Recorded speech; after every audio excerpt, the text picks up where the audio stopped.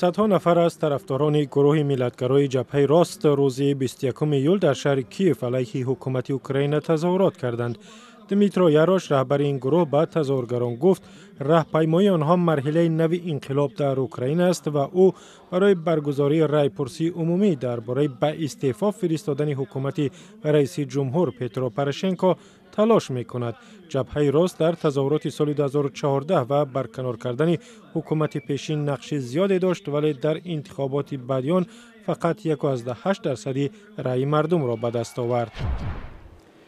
3 عضو ریاست جمهوری سگانه بوسنیا با هدف ترمیم روابط لطم‌دیده دو کشور وارد بلگراد پایتخت سربستان شدند.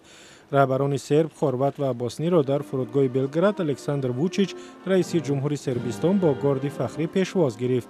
الکساندر ووچیچ بعد این ماجرا در مراسم یادبود در بوسنیا به نشان حسن نیت 3 رهبر این کشور را به سربستان دعوت کرد.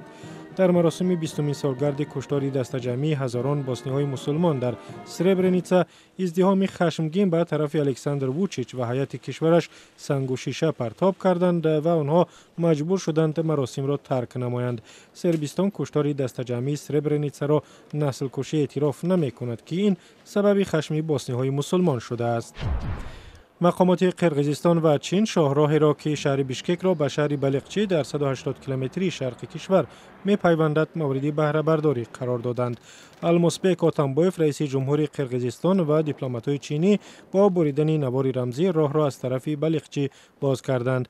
راه مذکور بخشی از شاهراه 540 کیلومتری است که پایتخت قرقیزستان را با چین وصل می‌کند. شرکت‌های چینی این راه را می‌سازند و برای آن 38 میلیون دلار خرج کردند. یکی از نقاشی‌های ارزشمند نیکا پیروسیمانی، نقاشی معروف‌ترین گرجستان بعد تقریباً 1 عصر به نمایش گذاشته شد. نقاشی تصویر کوههای ارسنال در شب را رهبران گرجستان در عهد شوروی سابق سال 1950 به یک کلکسیونر هدیه کردند. ماه ایون امسال این نقاشی را بیتزینا ایوانیشویلی میلیاردر و نخست وزیر سابق گرجستان در مزایده کریستی 1.5 میلیون دلار خرید و به نگارستان ملی گرجستان هدیه کرد.